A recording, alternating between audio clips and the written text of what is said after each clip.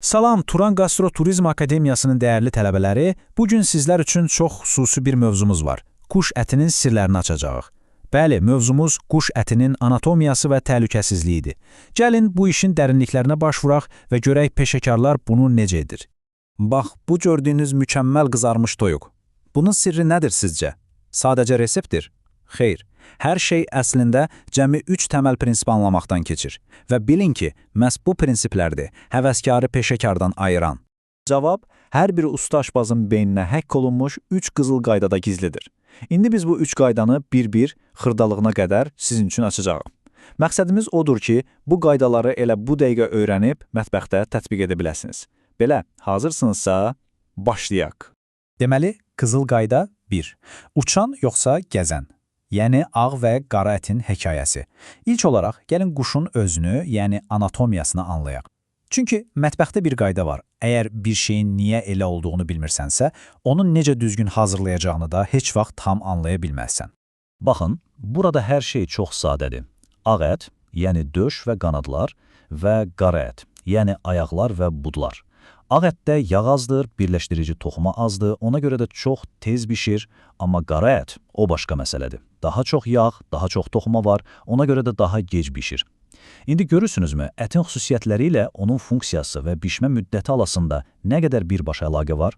Yaxşı, bəs bu rəng və dad fərqi hardan gəlir? Bunun elmi bir adı var, mioglobin. Mioglobin nədir? Çox sadə dildə desək, əzələlərdə oksigeni saxlayan bir zulaldır. Məntiq də çox sadədir. Hansı əzələ daha çox işləyirsə, ona daha çox oksigen lazımdır. Daha çox oksigen də daha çox mioglobin deməkdir. Vəssalam. Və burada Doğan Hocanın o məşhur məntiqi yada düşür. Toyuq uçmur, gəzir. Buna görə də ayaqları yaxşı işləyib, amma döşü tənbəl bir əzələdir. Bax, bu qədər bəsit. Deməli, quşun həyat tərzi birbaşa onun ətinin dadına və quruluşuna təsir edir. Bu, birinci qaydamız idi. İndi gəlin görək, bu fundamental bilik bizi ikinci qızıl qaydaya necə aparır. Beləliklə, qızıl qayda 2, nizam-intizam sənəti, yəni bağlama, ya da peşəkar dildə desək, trussing texnikası. Ətin fərqlərini artıq bilirik, bəs bütöv bir quşu sobaya qoyanda o fərqli hissələrin hamısının eyni anda mükəmməl şəkildə bişməsini necə təmin edə bilərik? Bəlkə də çoxlarınız düşünürsünüz ki, toyuğu bişirməzdən əvvəl niyə bağlamaq lazımdır ki? Gözəl görünsün deyə? Xeyr, heç də elə deyil. Bu hərəkətin səbəbi tamamilə funksionaldır və son nəticə üçün, inanın mənə, həyati əhəmiyyət daşıyır. Fərq göz qabağındadır. Sol tərəfdəki bağlanmamış toyuğa baxın, qanadları, ayaqları çöldə qalıb, nəticə nə olacaq? Döş əti hələ çiykən bu çıxıntılı hissələr yanıb kömür olacaq. Amma sağdakına baxın, nizam-intizamla yığılmış, kompakt bir formada. Bu forma istiliyin bərabər yayılmasını təmin edir, o həssas döş ətini qoruyur və nəticədə hər bir hissə eyni anda mükəmməl bişir. Təqdimatını demirəm heç. Bu sənətə trussing deyilir. Çox sadədir. Toyuğu döşü yuxarı qoyursunuz, qanad uclarını arxasına bükürsünüz, sonra ayaqları irəli və aşağı sıxıb mətbəx ipi ilə möhkəm bağlayırsınız. Vəssalam. Bununla siz istiliyin bərabər paylanması üçün ideal, kompakt bir forma yaratmış olursunuz. Və gəldik çıxdıq üçüncü, bəlkə də ən vacib qızıl qaydaya. Anatomiyanı öyrəndik, düzgün bişirmə texnikasını da bildik. Amma bütün bunlar bir şeyin yanında heç nədir.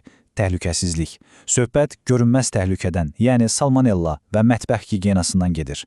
Mətbəxdə yol verilən ən böyük, ən təhlükəli səhv çox vaxt gözlə görünmür. Buna çarpaz çiklənmə deyilir. Təsəvvür edin, çiğ toyuq kəsdiyiniz taxtanın üzərində həmin bıçaqla təzə bir salat üçün tərəvəzləri doğrayırsınız. Bax, bu fəlakətə dəvətnamədir. Salmonella kimi bakteriyalar birbaşa çiğ ətdən sizin boşqabınıza keçir.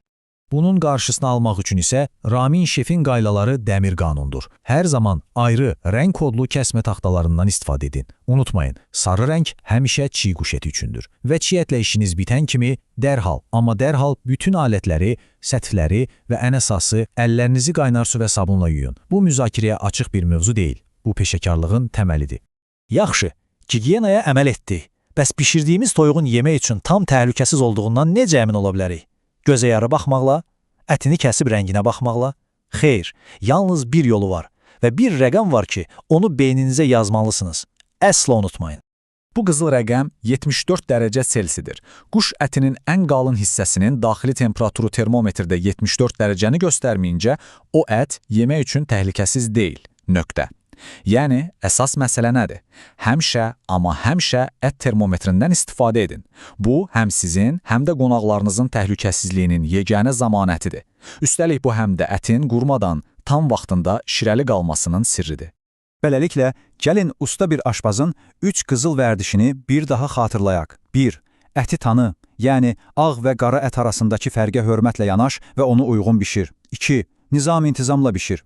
Bütöv quşu həmişə bağla ki, nəticə bərabər və mükəmməl olsun. Və 3. Təhlükəsizliyi hər şeydən üstün tut. Çarpaz çirklənməyə imkan vermə və temperaturu həmişə 74 dərəcəyə çatdır. Bax, bu 3 qayda sadəcə təlimat deyil, bunlar sizi peşəkar edən vərdişlərdir. İndi sual budur. Bu 3 qızıl qaydanı tətbiq edərək siz mətbəxdə hansı kulinariya şahesərini yaradacaqsınız? Artıq sirləri bilirsiniz, növbə sizindir. Gedin və bu bilikləri ləzzətə çevirin. Hər birinizə uğurlar.